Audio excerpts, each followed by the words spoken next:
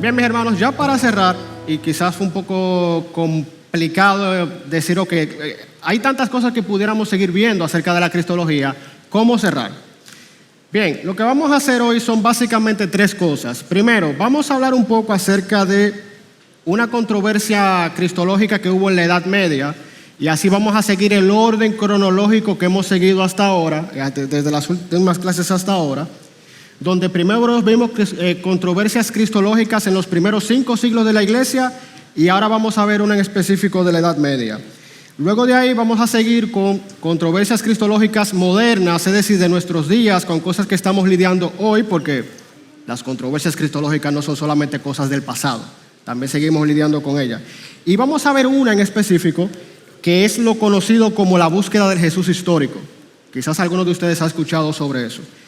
Y finalmente, lo último que vamos a hacer hoy es, vamos a tomar varias de las preguntas que ustedes hicieron, que nos enviaron en las últimas 2 clases, y vamos a verlas casi todas para tratarlas y responderlas aquí. Bien, respecto a la cristología medieval, como ustedes saben, y de hecho se habló de eso en la última clase, la Iglesia estuvo discutiendo la identidad de Cristo durante los primeros 5 siglos de la Iglesia. La pregunta era, ¿qué es Jesús? ¿Qué es Cristo? ¿Es Dios? ¿Es hombre? ¿Es un Dios hombre? ¿Es un Dios humanizado? ¿Es un humano divinizado? ¿Qué es exactamente? Y nosotros sabemos que en el concilio de Calcedonia, en el año 451, fue que básicamente se le dio respuesta a esto. Y lo que se planteó fue que en Cristo habían 2 naturalezas, una naturaleza divina, una naturaleza humana y una sola persona. En ese sentido, estas 2 naturalezas son sin confusión, sin cambio, sin división y sin separación. En otras palabras, mis hermanos, Jesús es plenamente Dios y es plenamente hombre. Él posee esas 2 naturalezas de manera plena y sin mezcla entre ellas.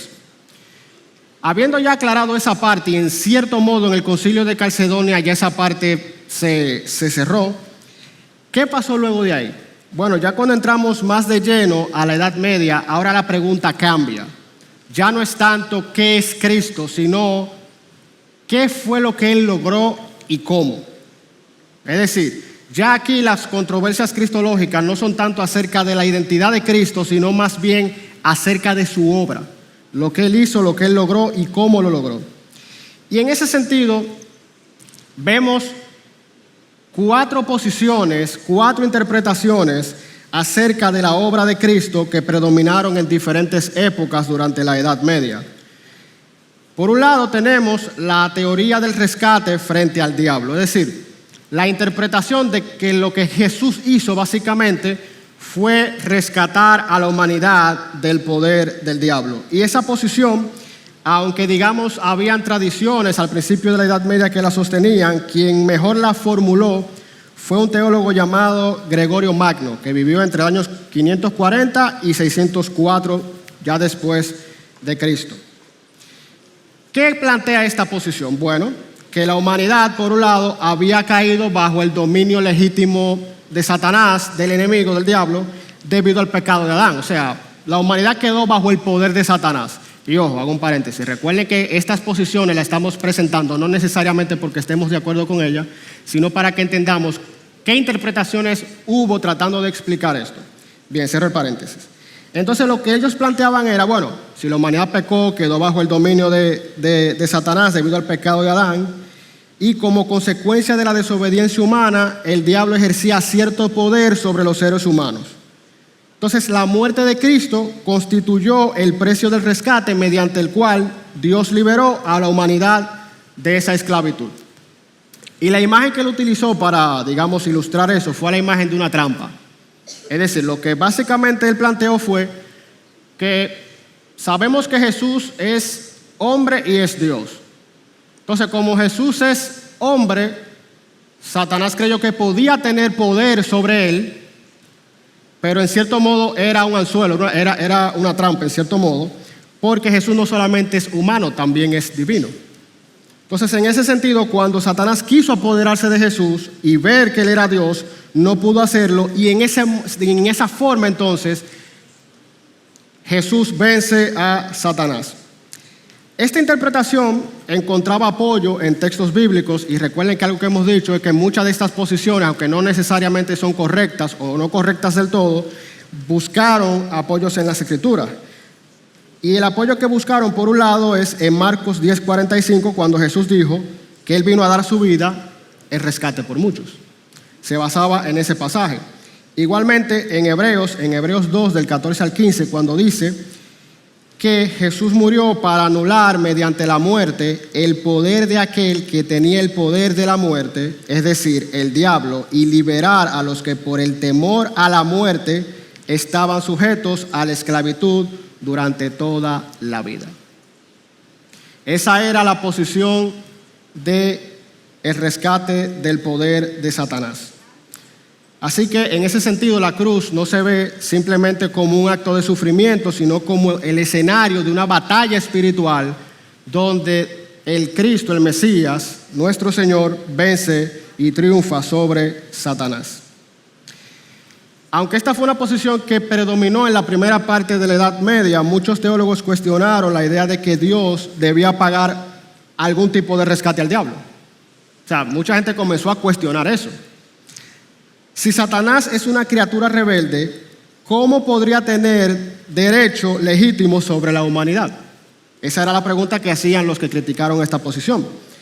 Además, la teoría parecía otorgar demasiado poder al diablo y planteaba dificultades respecto a la soberanía divina. O sea, lo que esta posición planteaba era que Dios tenía que pagar el rescate, y uno pudiera hacerse la pregunta, como se hizo Orígenes en un momento dado, es, ok, ¿el rescate se le paga a quién? Entonces, según esta posición, se le pagaba a Satanás. Aparte de esto, hubo una objeción bastante seria que también se le hizo a esta posición, y es que lo que estamos diciendo entonces, que la obra de Dios para salvarnos se trata acerca de un engaño. Porque como decíamos allí, era básicamente una trampa que Dios le puso a Satanás. Y es en ese sentido entonces que se levanta otra explicación, que es la segunda que vamos a ver hoy, de un teólogo llamado Anselmo de Canterbury. Pero antes de ir a esa posición, quiero saber si quedó clara lo que acabamos de explicar. ¿Sí? ¿No? Bueno, yo voy a tomar el silencio como que sí, espero que sea así. Es simplemente si le entendieron. Bien, continuando entonces, Anselmo de Canterbury fue otro teólogo de la Edad Media que trajo una objeción a la posición predominante, que es la que acabamos de explicar, y trae otra explicación acerca de la muerte de Cristo. Él publicó una obra que fue bastante influyente en la teología cristiana occidental, que es Cur Deus Homo, que en latín significa ¿por qué Dios se hizo hombre? Y Anselmo lo que pretendía en esta obra era precisamente explicar por qué la encarnación, o sea, por qué Jesús, por qué el Hijo, siendo Dios, se hizo hombre. Según él, el problema fundamental del pecado no era la esclavitud al diablo, sino la ofensa contra el honor de Dios. El pecado humano había deshonrado al Creador y generado una deuda moral que la humanidad era incapaz de pagar. Bien, esa era la posición de Anselmo. Lo que él argumentaba era que la justicia divina, como Dios es un Dios justo, pues asimismo Él exige satisfacción a su justicia. Dios no podía simplemente ignorar el pecado porque ello sería incompatible con su justicia. Sin embargo, ningún ser humano podía ofrecer esa satisfacción que exigía la justicia de Dios. Y por esta razón era necesario que alguien fuera plenamente humano para representar a la humanidad por un lado y plenamente divino para ofrecer una satisfacción de valor infinito y que solamente Dios podía otorgar. Esta era la interpretación de Anselmo. La obediencia perfecta de Cristo y su muerte voluntaria constituyeron esa satisfacción. Al ofrecer su vida, Cristo restauró el honor de Dios y obtuvo el perdón para los pecadores. Los textos bíblicos que respaldan la posición de Anselmo, como él lo planteó, es en Romanos 3, del 25 al 26, donde se afirma que Dios presentó a Cristo como propiciación por su sangre, para demostrar su justicia. Y también en Filipenses 2:8 señala que Cristo se humilló a sí mismo, haciéndose obediente hasta la muerte y muerte de cruz. Y en ese sentido, esta teoría explicaba básicamente la necesidad de la encarnación. O sea, la encarnación era necesaria, tenía que ocurrir, precisamente para satisfacer la justicia divina en la cruz. Ahora bien, la posición de Anselmo, aunque es mucho más cercana a la posición que tenemos hoy, no quedó sin críticas. Algunos señalaron que el concepto de honor que planteaba Anselmo reflejaba categorías feudales de su propio contexto. O sea, muchas de las cosas que le criticaron a él es que él estaba usando ideas de su época, no necesariamente de la época de la Biblia, para explicar esto. Otros consideraron que la teoría podía presentar a Dios como excesivamente legalista o como alguien incapaz de perdonar sin exigir una compensación previa. Se argumentó también que Anselmo prestó relativamente poca atención a la resurrección y a la victoria de Cristo sobre los poderes del mal. Estas fueron las críticas que se le plantearon a Anselmo y a su teoría de la satisfacción. Al mismo tiempo que Anselmo, se levantó otra posición, otra teoría que pretendía explicar la obra de Cristo y su muerte, y fue la postura de Pedro Abelardo y su teoría de la influencia moral. ¿Y qué era lo que él planteaba? Bueno, él consideraba que las dos teorías que hemos dicho hasta ahora eran problemáticas y en su opinión el principal obstáculo para la salvación no era una deuda jurídica ni un derecho de Satanás sobre los humanos pecadores, sino la condición moral y espiritual del ser humano. La humanidad necesitaba ser transformada interiormente, o sea, ser transformada en el corazón. Así que para él, el propósito central de la encarnación y de la crucifixión de Cristo era revelar el amor de Dios de una manera tan profunda que aquel que viera esa muestra de amor de Dios por la humanidad en la cruz fuera transformado y fuera movido a someterse a Cristo. Abelardo encontraba apoyo en textos como Juan 3:16, un texto bastante conocido donde dice: porque de tal manera amó Dios al mundo que dio a su Hijo unigénito.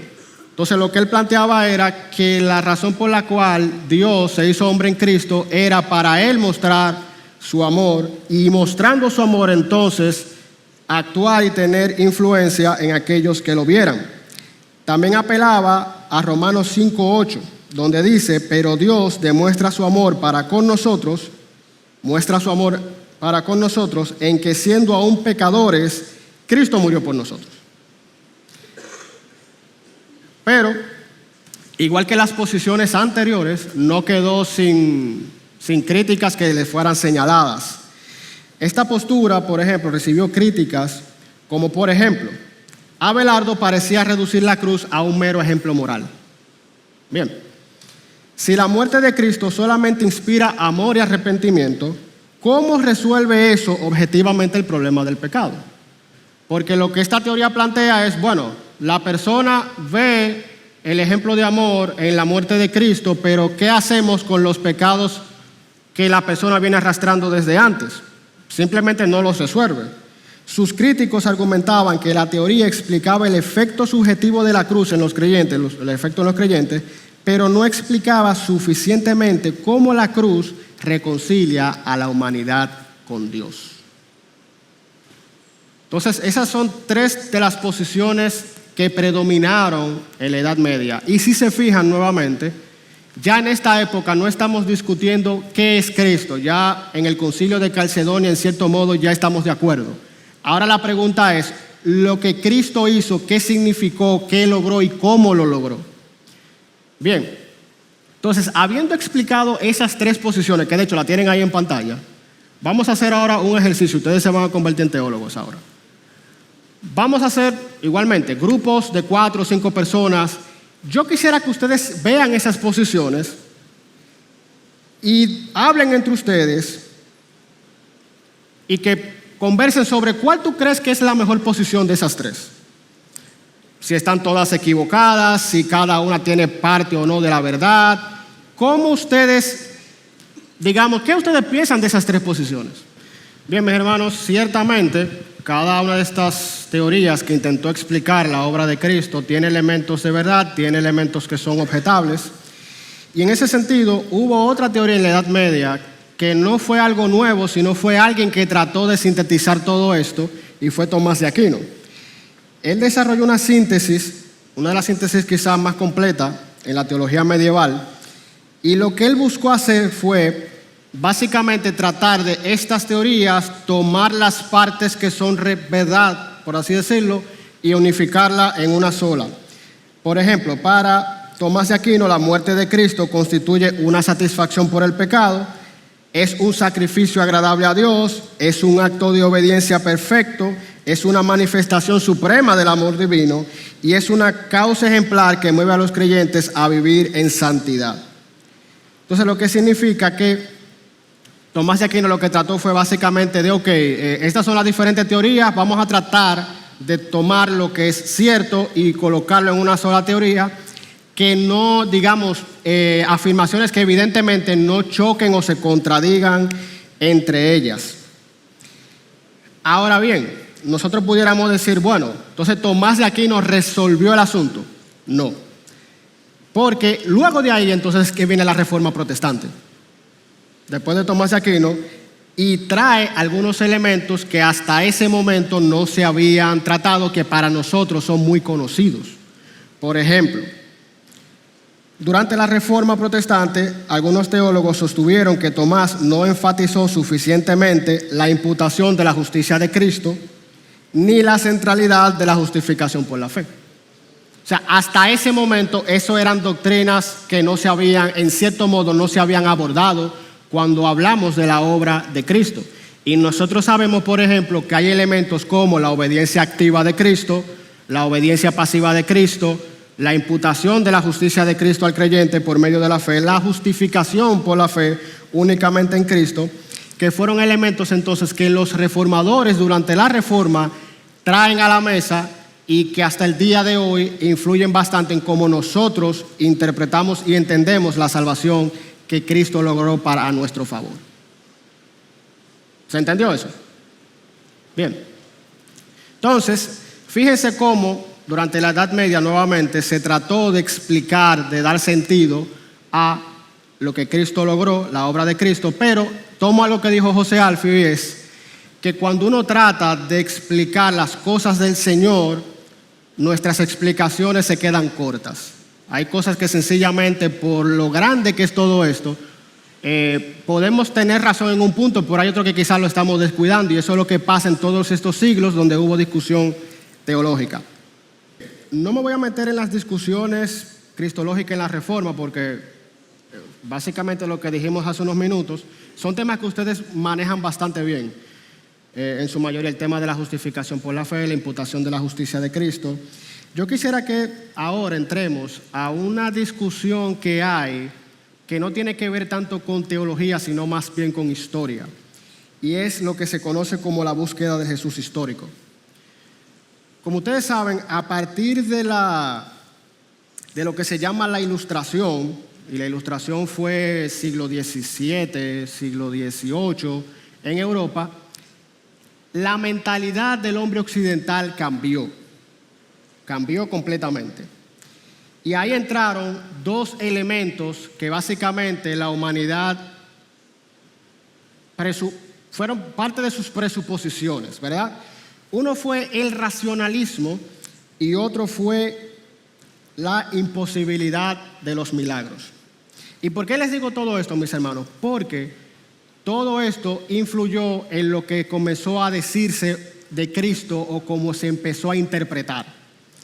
Y en ese sentido, y de hecho, eso es algo con lo que estamos lidiando desde la Ilustración hasta hoy. Esto se sigue discutiendo.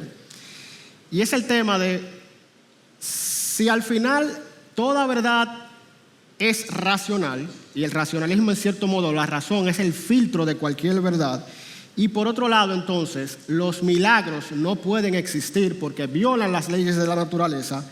Entonces, ¿qué hacemos con el testimonio bíblico acerca de Cristo? ¿Cómo se supone que nosotros deberíamos abordarlo? A partir de esta época se promovió la idea de que la razón humana debía convertirse en la autoridad suprema para evaluar toda afirmación acerca de la realidad. Bajo esta perspectiva, cualquier verdad debía ser sometida al juicio de la razón autónoma y no podía aceptarse simplemente por la autoridad de la tradición o de la revelación divina. Y en ese sentido, a partir de esta época, es entonces que la Biblia ya no se toma como palabra de Dios, y digo no se toma es ya por ciertos grupos, nosotros la seguimos tomando de esa manera, pero ciertos grupos dejaron de tomar la Biblia como palabra de Dios y empezaron a verla como un libro más, y se empezó a estudiar desde lo que se conoce como la crítica histórica. Y eso evidentemente tuvo un impacto en la manera en cómo se empezó a estudiar la Biblia y se empezó a entender al personaje o a la persona de Cristo. Aparte de eso también, ellos sostenían que los milagros no podían existir, no podían ser, porque violaban precisamente, como explicó David Hume, un filósofo de esta época, que al final los milagros, como violan las leyes naturales, entonces los milagros que menciona la Biblia o que menciona que Jesús hizo en los evangelios, entonces habría que darle una interpretación naturalista. Y es desde ahí entonces que viene a ser lo que se conoce como el naturalismo metodológico, es decir, se estudia la Biblia pero desde una cosmovisión naturalista, echando fuera cualquier expresión sobrenatural. Es tanto así que Thomas Jefferson, que fue uno de los padres fundadores de Estados Unidos, uno de los padres de la patria, él tenía una Biblia y literalmente cada referencia a milagros que había en la Biblia, él simplemente las recortó y las sacó, porque él no creía en los milagros. Ahora, yo quisiera hacer una pregunta, y no es grupal, sino individual. Bajo estos supuestos, porque son supuestos, bien, son presuposiciones, no son ideas que se demuestran, sino ideas a partir de la cual se investiga. Si nosotros decimos que los milagros no son posibles, ¿cómo eso impacta entonces nuestra interpretación de Cristo y los evangelios? Bien, respecto a esto, el tema de algo que decía Tirso es, hay que saber que la ciencia tiene también sus presuposiciones. Por ejemplo, la ciencia asume que la naturaleza es uniforme y que algo, si un evento físico, tú reproduces las mismas condiciones, se debe dar. Por ejemplo, el agua se supone que siempre debe hervir a 100 grados Celsius. Tú creas esta condición y se supone que debe dar. Eso es presuponiendo que la naturaleza es uniforme. El problema es que los milagros, por definición, rompen con lo que son las leyes naturales. En ese sentido, no es que la ciencia prueba que los milagros no pueden existir, es que los milagros están fuera del alcance de la ciencia. Bien, eso es bueno tenerlo claro, porque no todo está dentro del campo del conocimiento científico. Hay cosas que son fuera del conocimiento científico y en ese sentido están los milagros, por ejemplo. Pero bien, continuando, bajo estos supuestos entonces comenzaron a proponerse reconstrucciones históricas acerca de Jesús. Una de ellas, y no vamos a ver toda, apenas vamos a ver una por cuestiones de tiempo, viene de una persona llamada Hermann Samuel Reimarus, y lo que él proponía era que Jesús básicamente fue un líder político judío que esperaba establecer un reino terrenal para Israel. Según él, Jesús nunca pretendió fundar una religión universal ni proclamarse como el Salvador divino de la humanidad. Después de la muerte de Jesús, sus discípulos habrían robado el cuerpo y fabricado la historia de la resurrección para mantener vivo el movimiento. O sea, que lo que él proponía era, miren, nosotros no podemos negar que hay un testimonio histórico de que la resurrección, según los primeros cristianos, ocurrió, pero como nosotros asumimos que no pueden ocurrir los milagros, entonces la explicación que él planteaba era, fue que los discípulos robaron el cuerpo. Y en ese sentido es interesante porque cuando uno lee, por ejemplo, el relato de Mateo de la resurrección, ya en la época de Mateo habían gente diciendo eso, que el cuerpo había sido robado. Pero ese es un argumento muy fácilmente demostrable que está equivocado. Porque, suponiendo, si los discípulos roban el cuerpo para decir que Jesús es el Mesías, históricamente eso no tiene mucho sentido, porque otros que se habían proclamado Mesías y que habían sido crucificados, simplemente luego de eso el movimiento se cayó, porque nadie iba a creer en un Mesías que fuera derrotado. Exactamente, aparte de lo que dice el hermano, de que fácilmente los judíos que estaban en contra de Jesús en esa época simplemente tenían que ir a la tumba y decir: miren el cuerpo aquí, y fin de la historia. Pero eso no fue lo que ocurrió. Entonces, la conclusión a la que llega Reimarus básicamente no es una conclusión histórica, es una conclusión que viene predeterminada por lo que él está presuponiendo. Entonces, eso es bueno que nosotros lo tengamos en cuenta cuando nosotros estamos frente a estas declaraciones. Entonces, luego de ahí, lo que hicieron los historiadores fue una serie de criterios. Es decir, ellos decían, y dicho sea de paso, mis hermanos, la discusión en este punto no es tanto si Jesús existió o no, históricamente. Eso cualquier historiador, independientemente del trasfondo que tenga, lo afirma: Jesús existió. Lo que está en discusión es si lo que dicen los evangelios acerca de Jesús, como su resurrección, por ejemplo, si realmente ocurrió. Entonces, para eso ellos crearon una serie de criterios para decir: ok, mira, esto de los evangelios, según ellos, ocurrió, es histórico o esto no. Solamente vamos a mencionar 3 por cuestiones de tiempo. Primero es el criterio de disimilitud.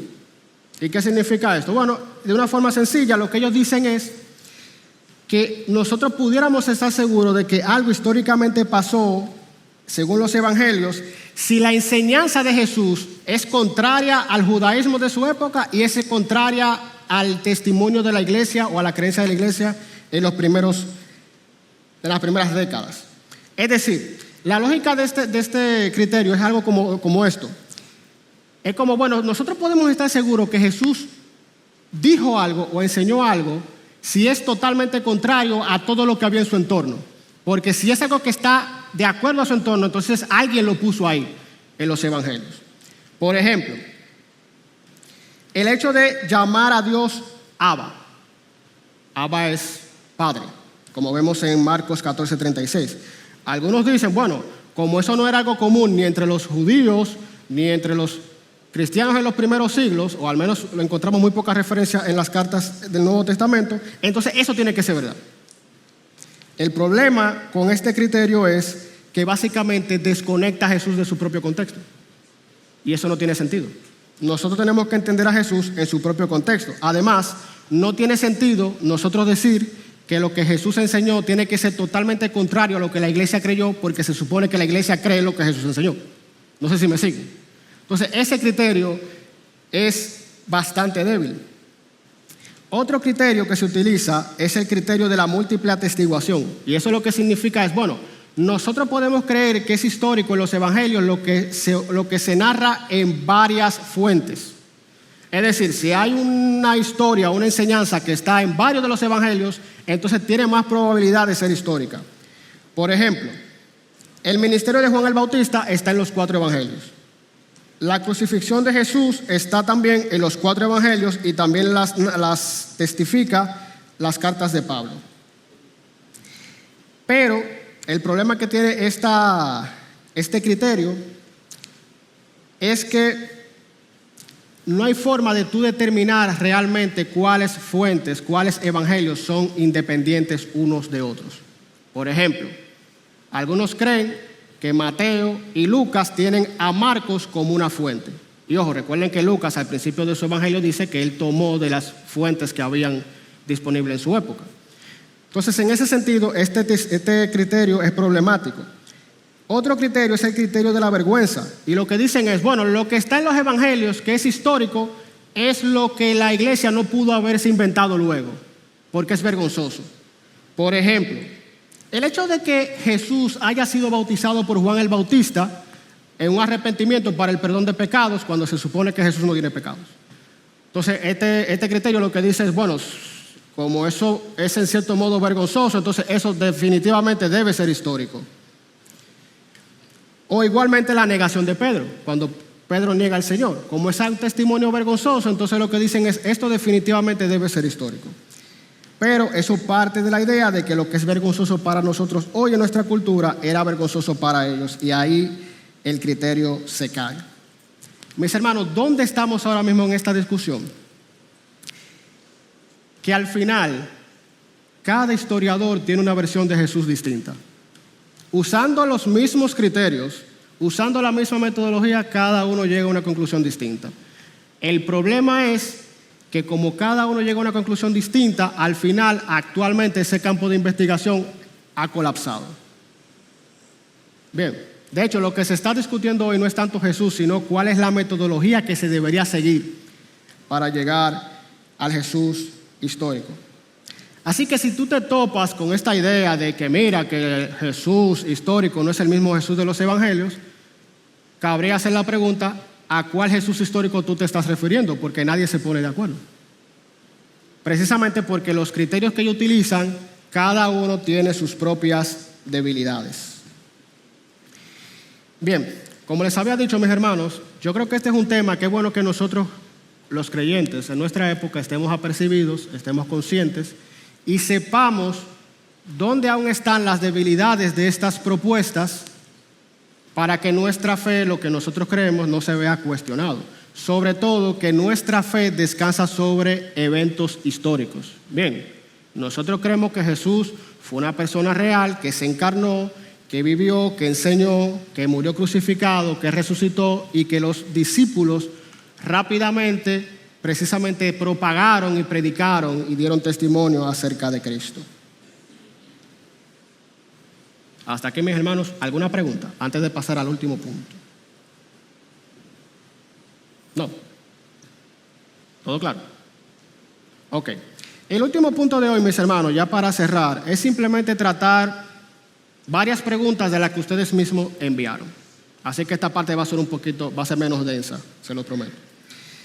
Bien, vamos a tratar 5 preguntas. Varias de estas preguntas se repitieron, así que vamos a tratarlas.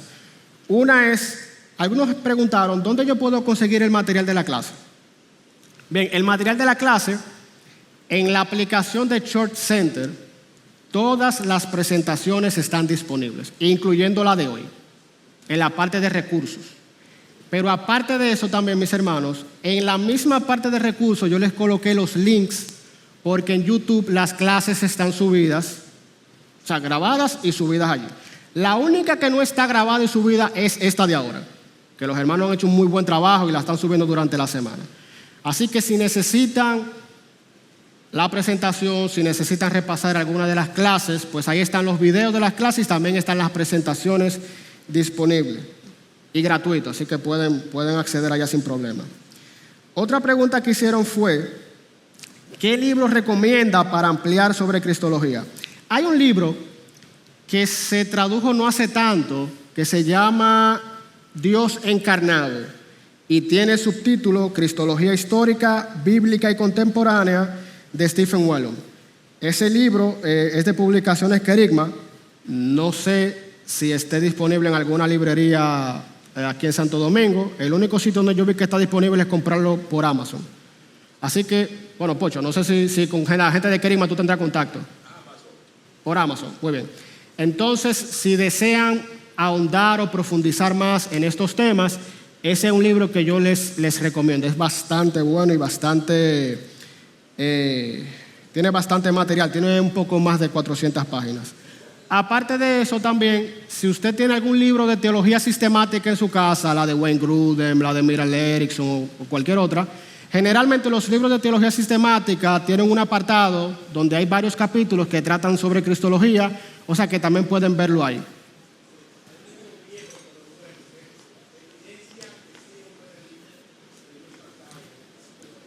Muy bien, Reinaldo recomienda el libro Evidencias que exigen un veredicto, ¿verdad?, de George McDowell. Yo en una ocasión hace unos años lo leí, bastante bueno. Y trata mucho sobre el último tema que tratamos, el tema de Jesús histórico, las evidencias históricas que hay. Así que es bastante bueno y si lo pueden conseguir también es bastante recomendable. Bien, mis hermanos, fuera de ahí hubo 3 preguntas también que tienen que ver más con el contenido de la clase, y me alegro, y de verdad gracias a cada uno de los que las compartieron, porque creo que son preguntas que ayudan a aclarar algunas cosas. Primero, el famoso ejemplo del huevo, ¿es bueno para explicar la Trinidad? Respuesta corta, no. ¿Por qué no? Porque generalmente hay gente que ha utilizado esta analogía o este ejemplo, donde dicen, bueno, tú tienes el huevo, que es Dios, entonces tú tienes la cáscara, tienes la yema y tienes la clara. Entonces la cáscara es como si fuera el Padre, la yema es el Hijo y la clara es el Espíritu Santo. O sea, como que cada parte del huevo constituye un ejemplo de cada una de las personas de la Trinidad. Pero esa analogía es problemática porque lo que nosotros creemos no es que el Padre es una parte de Dios, ni que el Hijo es una parte de Dios, ni que el Espíritu Santo es una parte de Dios, ni que los tres en conjunto forman a Dios, sino que nosotros creemos que el Padre es plenamente Dios, el Hijo es plenamente Dios y el Espíritu Santo es plenamente Dios. Entonces, hay que tener cuidado con las analogías porque yo no conozco una analogía que funcione perfectamente bien para explicar la Trinidad. Y eso es por la sencilla razón de que la Trinidad es algo único. Es algo único. Entonces, cualquier analogía que vamos a utilizar, por algún lado va a falsear. Olvídense de eso. La segunda pregunta es, ¿quién es el Espíritu Santo? ¿Es Jesús? Respuesta corta, no. Pero gracias por el que la hizo, porque la cuestión es que, como esta era una clase de cristología, no de neumatología, que es donde se estudia el Espíritu Santo, no nos dio mucho chance de hablar del Espíritu Santo. Pero les aclaro que, recuerden, el Padre es una persona, el Hijo es una persona, el Espíritu Santo es una persona.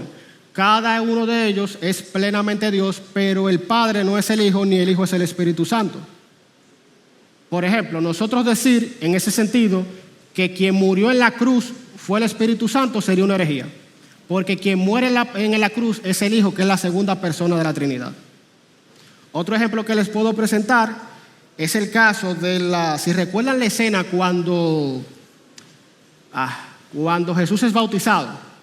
Tú tienes a Jesús siendo bautizado en el Jordán, que es la persona del Hijo, pero luego tú tienes al Espíritu descendiendo como paloma. Interesantemente, en esa imagen tú tienes al Hijo y al Espíritu Santo como dos personas distintas.